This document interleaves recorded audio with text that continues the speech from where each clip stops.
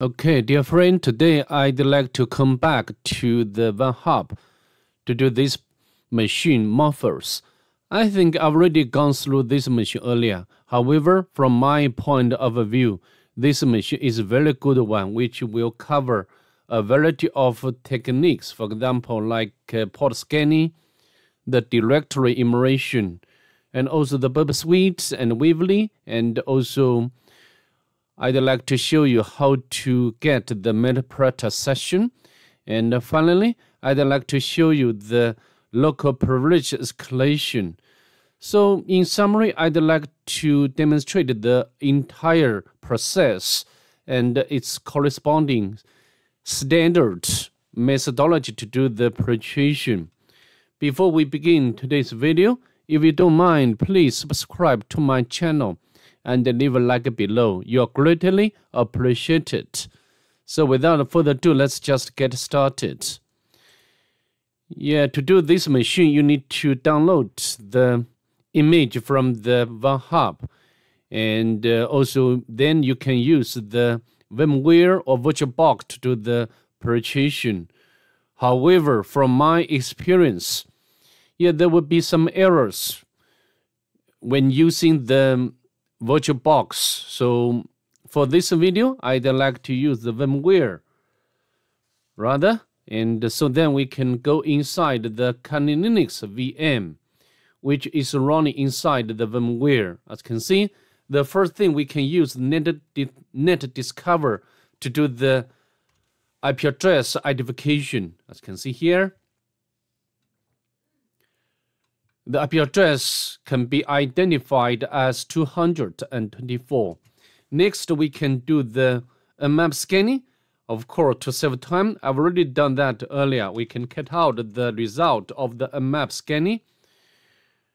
And the IP address has been changed. And as you can see over here, I used a different options like a sync scan, the version scan, the default script scan, and also use the comprehensive scan or full range port scan, you call it, and output the result into this file. From the map, we can tell that the target has 3 open ports.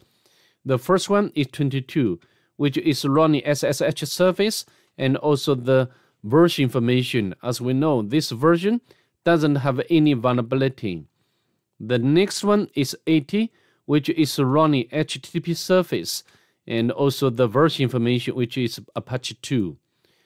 And the last one is 81, which is running Nginx. However, from the result, we can know that this site requires authorization or the basic authentication. Later, we can check it manually. So what we are going to do next? We need to do enumeration with the web application. The first one, which is running over 80. Let's launch our browser. And the IP address put into the address bar. Okay, we got the page back. And here there is image. And we can download to our working directory and save. And here's some information or message. Play, investigate a computer, at least for SSH, and so on. So I think we need to analyze to see whether there is some hidden message inside this picture. To do that, we can use some tools, for example, the stack height, extract, SF, and the file name. However, we do not have a passphrase for this picture. Then we can use the stack seek. And let's press enter. Couldn't find a valid passphrase. Then also we can use XF2 to see whether we can, this tool can display metadata of the picture. Sometimes, we can get some sensitive information from the metadata. However, yeah, we cannot get such information in this case. So also we can use the bin walk utility to see whether, I think the file name. However, nothing interesting or weird we can get. So I think now we can go back to the browser and, you know, for the web application enumeration, we need to check the source code of this page. This case, nothing interesting. And also we can check whether this site has robots file. The no white rabbit here, keep searching. Okay, all right. And next we can use the Nicto. You know, Nicto can give us information about the application version information and also the header information, allowed HTTP methods. Yeah, some case, yeah, for example, if the target allows a dangerous method like a put, and then we can utilize such dangerous method for our purpose. Yeah, this case, nothing interesting we can get from the perspective of the exploitation. So to save time, I'd like to quit from the Nicto. Next, we can use the GoBuster to do the directory enumeration.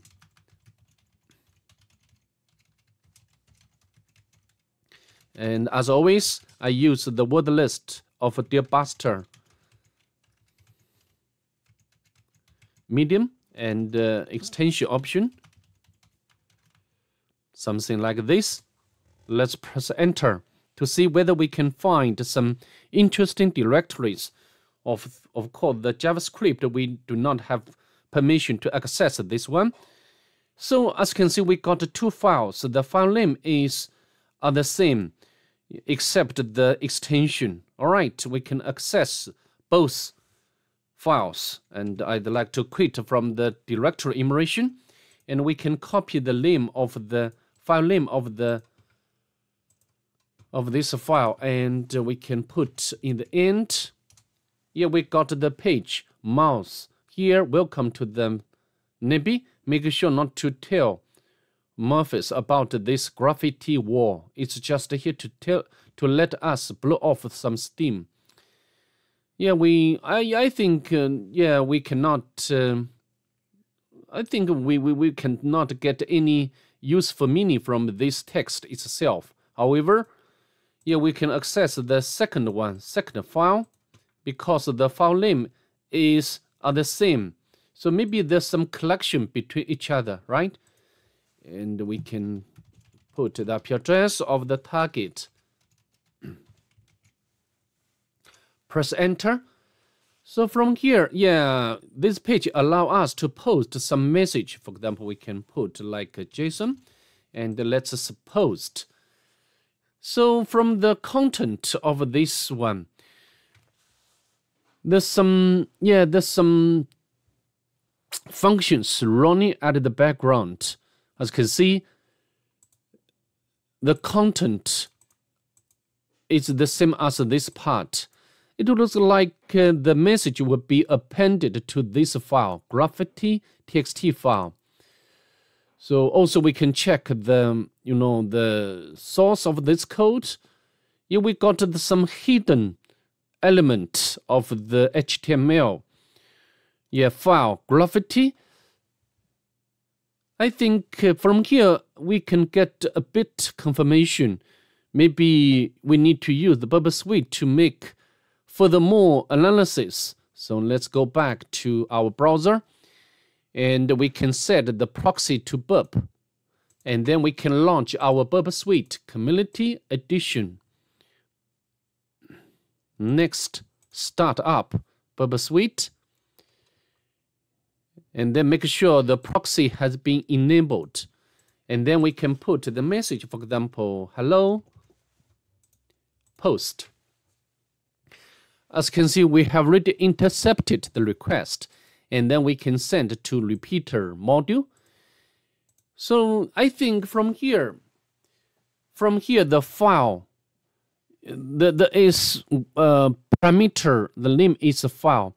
Maybe from this point we can deduce that maybe there is some sort of the local file inclusion vulnerability on the target LFI. So we can check it. For example, we can to check whether we can access password file. You know, we need to try every possible way to make testing. Send, however, cannot open file. Maybe we need to put some. Let's send it again. Cannot open. If you stop here, you will not. You will be wrong. Yeah, you know, to test the LFI vulnerability, sometimes we need to utilize the PHP wrapper. Okay, let's go back to my host. I've already opened up this website. So, you know, the two types of wrapper, at least, like, or not two, like expect input. But this one I used very often, the filter wrapper. And for me, I just copy this part and now go back to our Kali Linux. So here we just put, and the resource is graffiti PHP. Send. As you can see, we got the content back. We can copy this data, and now maybe I can set the proxy to be disabled. And now we can go to the subchef to decode.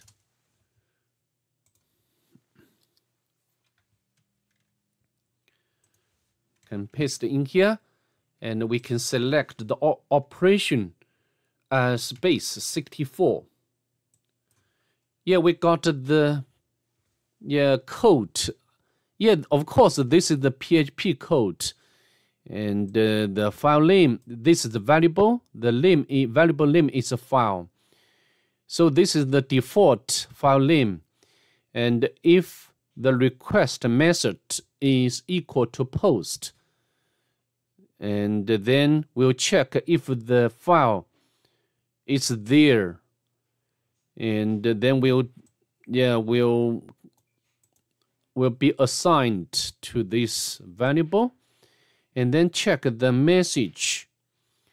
If the message is there, and then we can open the handler of the file, and the option is append plus, and then we can write the message into this handler of this file. So maybe we can write the PHP shellcode into the message part, and this PHP code will write into this file. And also we can change the file name, right? We can use the BurpSuite to change the file name. And then we can access this PHP file, PHP shell file, and then run some commands. So I think, yeah, we have already got the way clear. Next, we need to get the PHP code first. Of course, we can write a very simple PHP. Also, we can use the Weevely. You know, Weevely is built into of the Kali Linux, so we can use the Weevely, and we can use the option of generate. And this is the parameter or password. And let's press enter, and we can cut out the backdoor. So we have already generated the PHP code, and then we can copy this code and now go back to our browser and go back to the Graffiti PHP. Yeah, to make sure we need to set the proxy to burp, and then I'd like to forward, and we can put in here, and the next we can post. Yeah, we got the post request, and this is the PHP code. So if you just if you use the repeater module and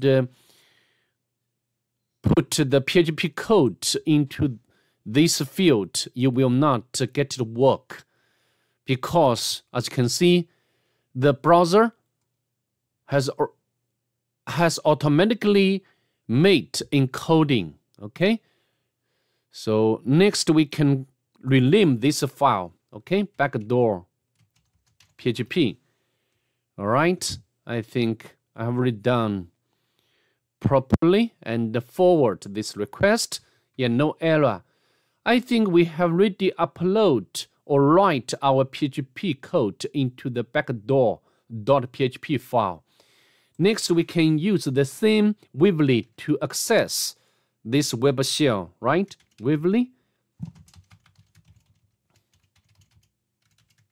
And the backdoor PHP, and followed by the password or parameter name, which is JSON, right? As you can see, we successfully got the web shell and we can run the command. Next, of course, we can check the Python. Yeah, Python 2 is not there, and Python 3 is there, and Python 3.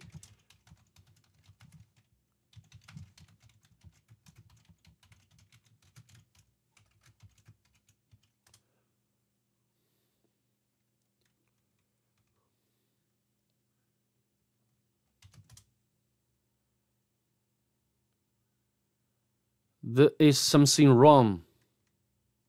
I don't know why. So maybe I cannot run. Okay, right, I'd like to quit. So I can access this web shell again because we can run the command. So next, maybe we can, this shell is not very good. We can spawn a new shell or new session, okay? And we can check. Of course, we can go to the website of the the Pentest monkey. Of course, I'd like to disable the proxy. The reverse.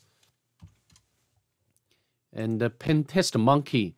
This website contains a lot of different techniques for the reverse shell command. For example, like command for the Bash, PHP, Ruby, Netcat, and also the Python. Okay, so I think, of course, you can try this one. This one, yeah, it cannot be working. So I just copy this command. Yeah, I've already made a copy earlier. So next we can copy this command, and we need to put the bash command with option of C, -C, and put in here. Before we run this command, we need to set up the listener first, right? We can sudo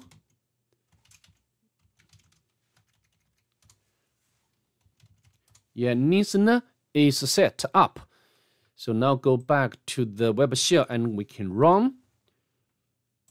Yeah, as you can see, we got the another shell, which is better. Okay, and then we can check the version, Python. Yeah, Python 3 PTY module.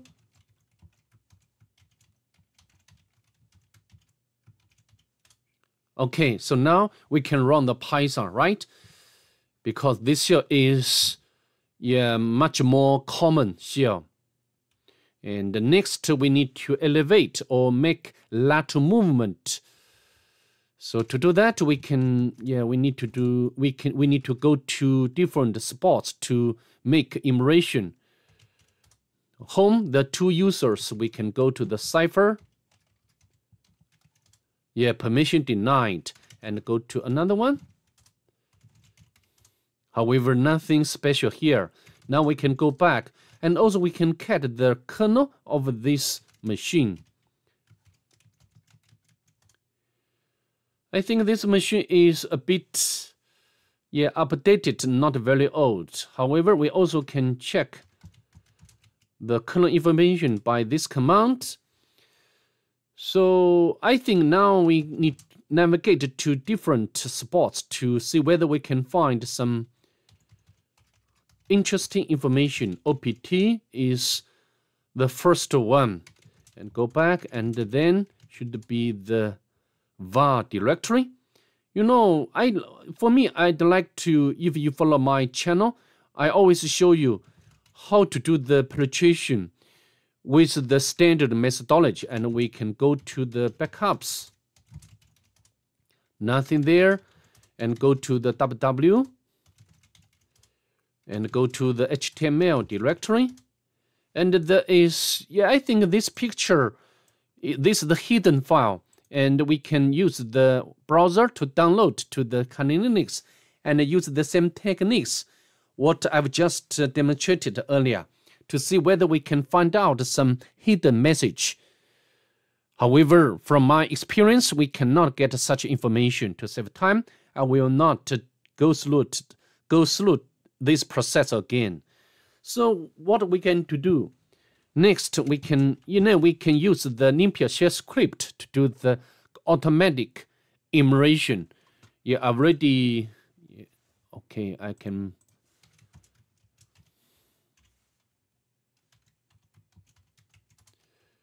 Yeah, I've already got the NumPy shell script ready. So now we need to upload this shell script to the target. So how to upload? We can use different ways. For example, like netcat. For me, I'd like to use the Python to set up the web server to upload. Already used. I think, okay, the web server has been set up. So now we go back to this shell. We can use wget utility and to upload the NumPy shell script. And we need to make it executable, right? And then we can run this shell script. You know, this shell script, I mean, if the target is Linux, yeah, we can know that from the mmap, right? And also from the web shell. And the NumPy shell script is very, very powerful for the local privilege escalation because it can review a lot of different types of information, like user information, the local exploits, and also like process information. For example, also like SUID binary, also like cron job information, yeah, and so on, and so forth, and so on. So a lot of different types of information. And so we just let it run and to see whether we can find out some escalation vectors for this machine, okay? I think it will take a bit of time. As you can see, we got the exploits, for example, like the dirty pipe, the several available exploits there. So of course we can download the exploits, for example, from the URL or address. However, if I can tell by the NumPy shell script, running shell script, if the target has local privilege escalation, I mean the local exploits, the first choice to do that is to use the Meterpreter. You know, the Meterpreter has one module, the suggester, the local privilege escalation suggester. If this way cannot work, and then I will come back to get down the exploit from the internet and run it. So I think this is a very basic and standard methodology for the local privilege escalation. Okay, I think it's done. Okay, it's done. So now I'd like to utilize the Meterpreter to do. However, we need to generate the Meterpreter session, and in order for us to do that, we need to generate the Meterpreter payload first. And the two I'd like to use is MSF Vulnhub, and I just autocomplete this command. Of course, the port number should be modified to, for example, like 66. And yeah, this is the payload. If you're not sure how to select appropriate payload, yeah, you can use the help function. I think I have already demonstrated this way, okay? So I'd like to press enter to create the payload, the Meterpreter payload. And then we can upload this payload to the, and the payload, the file format is ELF, which can be used for the Linux. Okay, so now go back to this shell. We can use the wget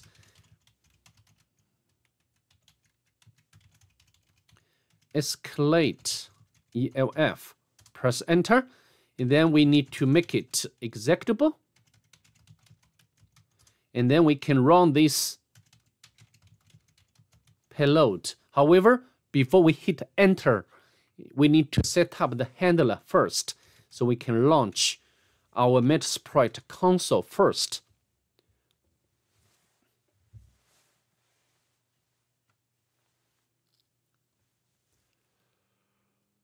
All right, it's loaded, and then we can use the exploit multi handler. However, we need to, we cannot, in this case, we cannot use the default payload. We need to use the same payload as we created the payload with MSF volume, okay?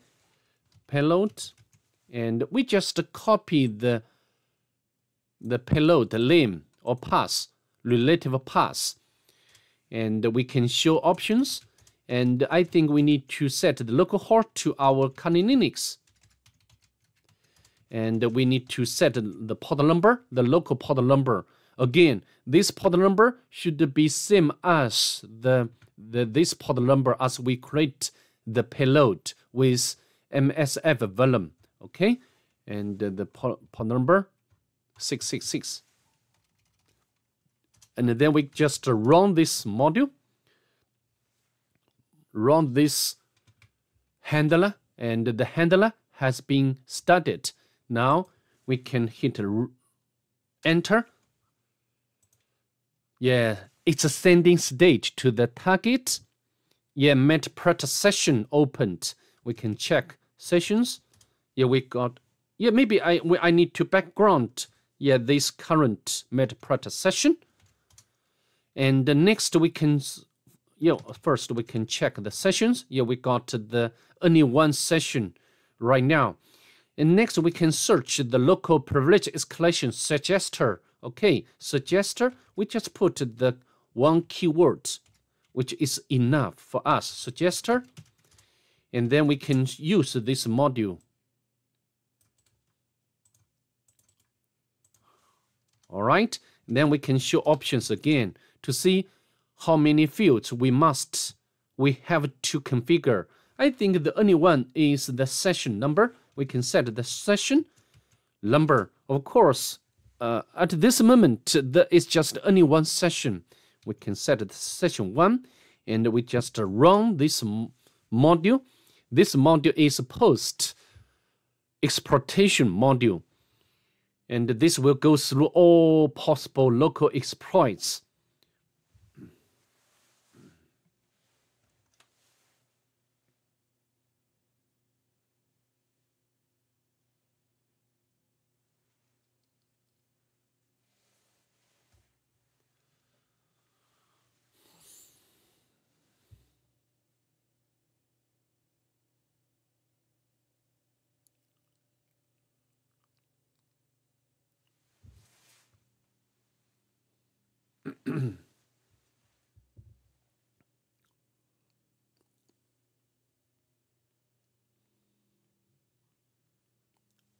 And then, yeah, has already identified 174 exploits.